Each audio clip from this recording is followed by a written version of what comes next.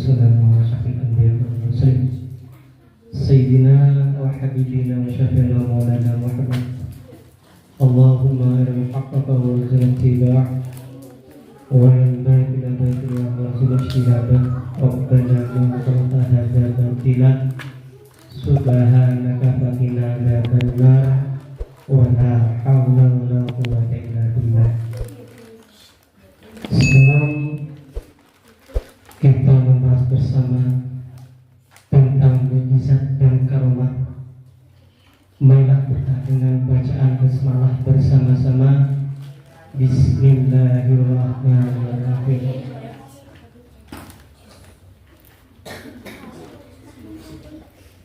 Sekarang mengenai mukjizat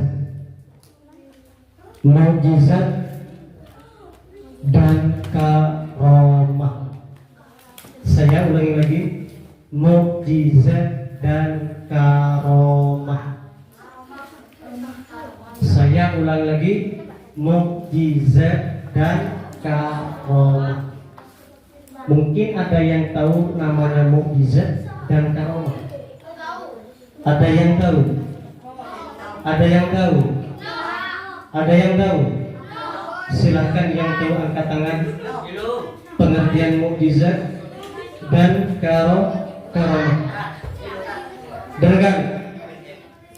Mukjizat adalah karunia yang Allah anugerahkan kepada Nabi dan Rasul. Saya ulang lagi, mukjizat adalah karunia yang Allah anugerahkan kepada Nabi dan Rasul. Dengarkan, bahwasanya mukjizat ini khusus orang-orang atau manusia yang pilihan, Al-Mustafa, Al-Mukhtar. Jadi mukjizat ini bahwasanya khusus kepada Nabi dan Rasul. Artinya Nabi dan Rasul ini utusan Allah. Dan sifatnya harus ditampakkan. Sifatnya harus ditampakkan. Jelas? Diinformasikan, ditampilkan sebagai bukti kenabian dan Rasul. Jadi kalau mukjizat ini adalah karunia yang Allah anugerahkan kepada Nabi dan Rasul, sifatnya ditampakkan, diinformasikan,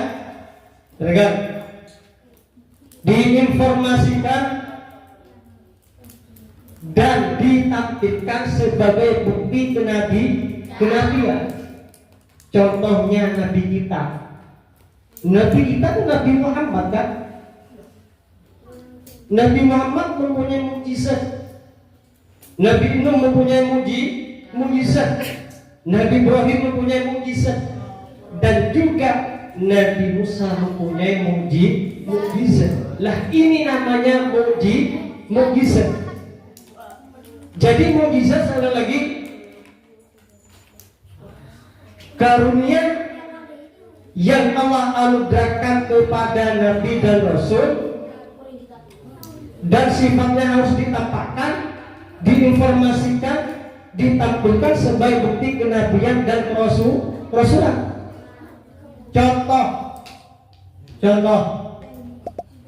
Contohnya ketika Rasulullah membelah bulan, itu mukjizat. Contoh lagi Al-Quran yang kita dibaca setiap malam tadarusan setelah sholat tarawih, itu mukjizatnya Rasulullah. Nabi Musa mukjizatnya apa? Nabi Musa mukjizatnya itu tongkat bisa membelah lautan menjadi dua. Jadi mukjizat ini memang orang-orang yang tertentu khususnya itu kepada Nabi dan Rasul. Bahkan dalam istilah bahasa bahwasanya mukjizat ini berasal dari bahasa Arab ajaza yujizu ijazan mukjizatun. Sekali lagi, menurut bahasa Arab mukjizat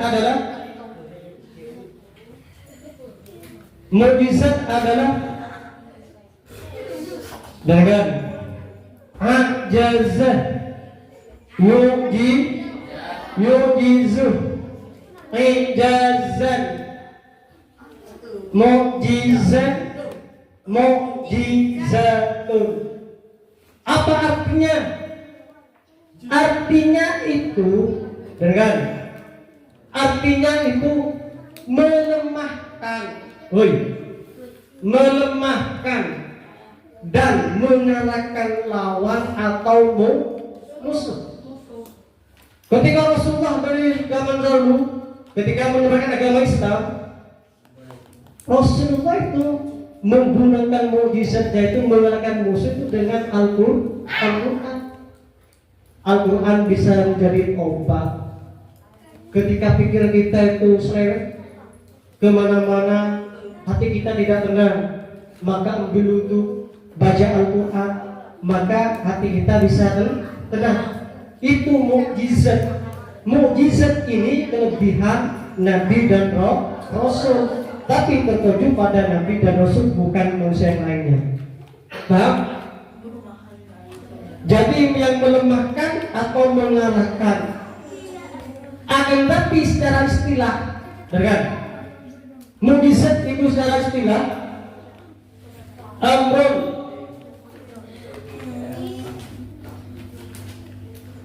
khariqun lil 'adati makrunun bid'ati salimun 'anil mu'aradati, yang artinya sesuatu yang luar biasa, kan? Sesuatu yang luar biasa disertai dengan tantangan dan bebas dari pertentangan.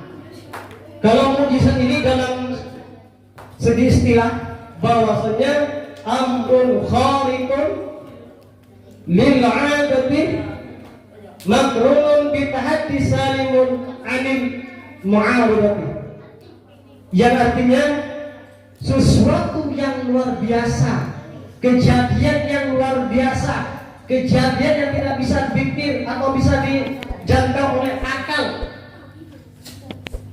Jadi bahwasanya dalam kejadian sesuatu kejadian yang tidak bisa dijangkau oleh akal.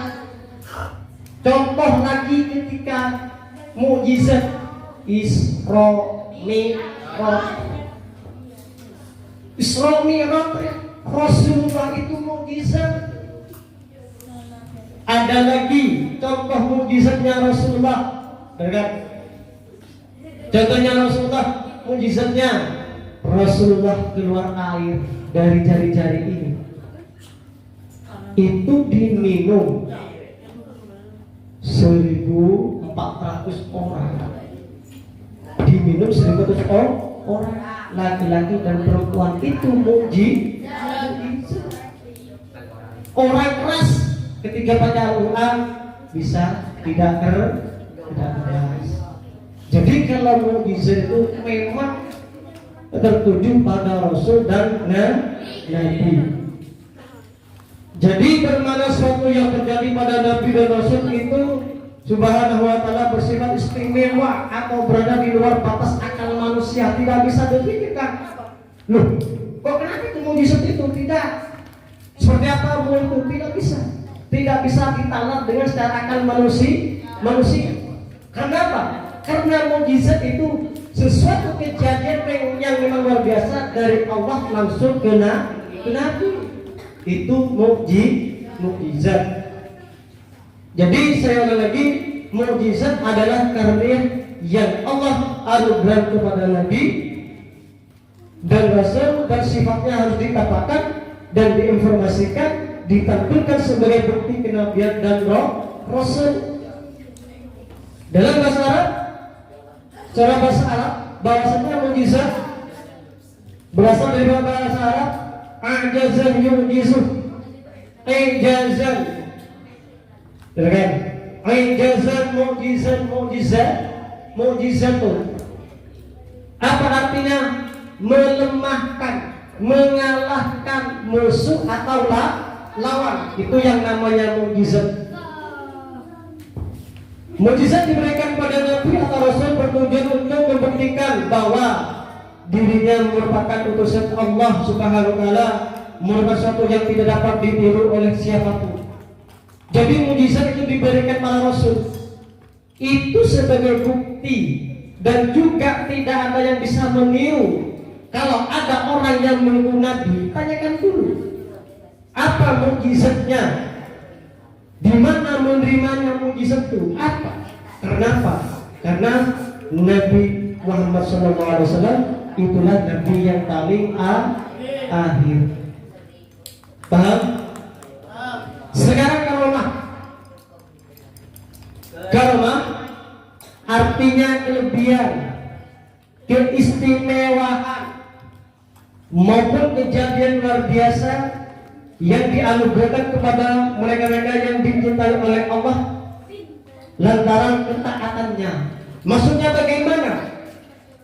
Karomah ini diturunkan kepada manusia yang bertakwa, yang bertaat, yang beriman kepada Allah, akan tetapi bukan Nabi dan Rasul, melainkan itu wali Allah. Kalau Nabi itu mukjizat, kalau wali Allah itu karomah. Beberapa orang yang mendapatkan karomah adalah mereka-mereka yang terpilih seperti para waliullah, para kekasih Allah Subhanahu wa taala. Dan juga karomah diberikan oleh Allah pada hambanya yang soleh. Dia bukan masuk kategori Nabi dan Rasul, tidak tampak oleh yang bersangkutan. Bahwasanya karomah ini oleh Allah diberikan kepada waliullah itu tidak tampak, tidak seperti mukjizat. Kalau mukjizat itu tampak, jelas. Kalau karomah tidak tampak. Tetapi kalau karomah ini tertuju pada wali Allah, memang benar-benar kekasih Allah, memang benar-benar orang yang soleh dan orang-orang yang takwa, yang beriman kepada Allah. Maka dari itu perbedaan antara mukjizat dan karomah ini sangat beda. Akan tapi memang sama-sama dari Allah, tapi ketika Allah menurunkan mukjizat dan karomah ini beda tempat.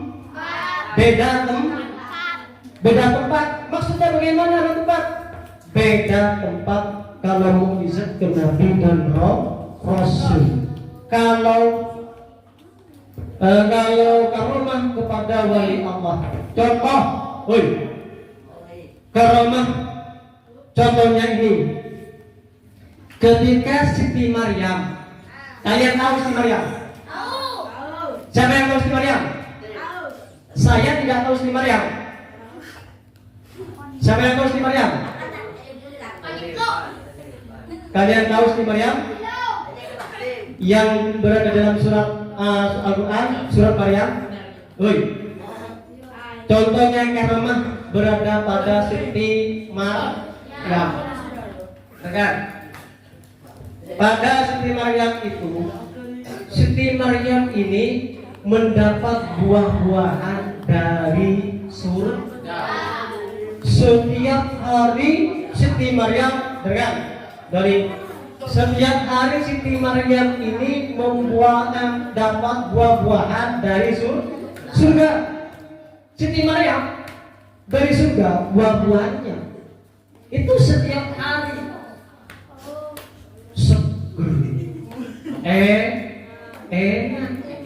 itu langsung dari surga.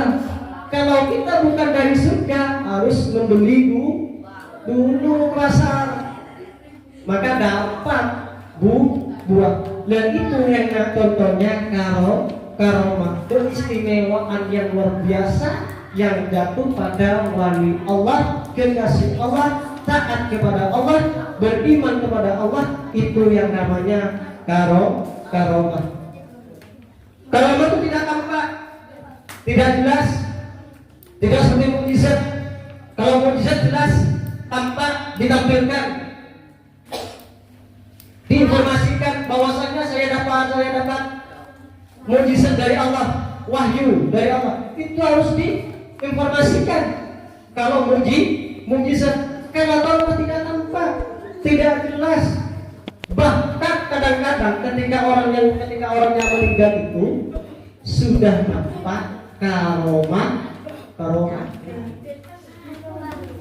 Jadi, dengar, karomah itu contohnya ketika Siti Maryam itu mendapat buah-buahan dari surga.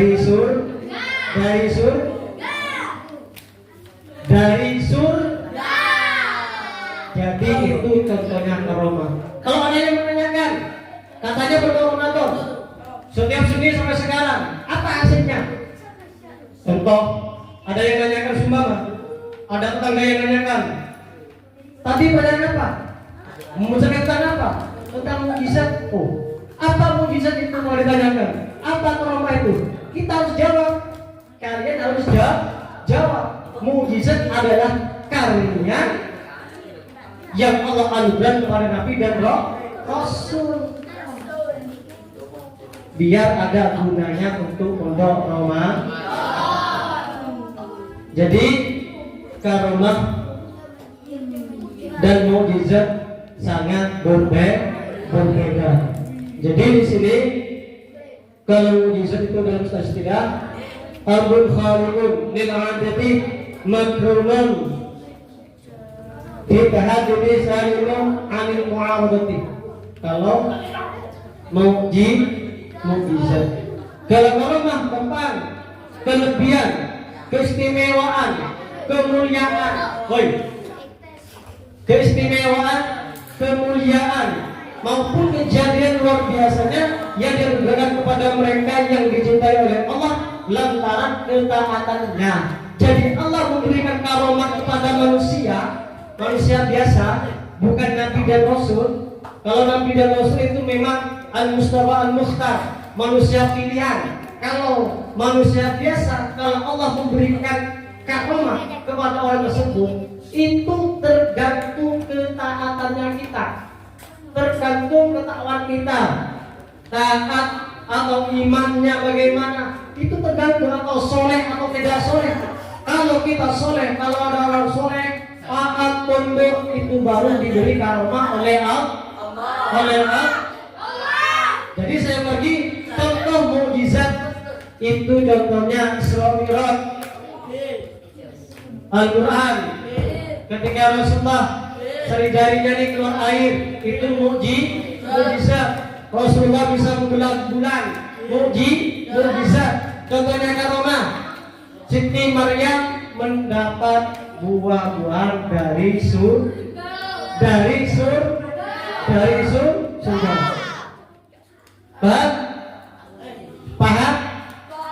Paham? Siap ditanyakan? Siap ditanyakan? Siap ditanyakan? Siap. Saya memberi satu pertanyaan.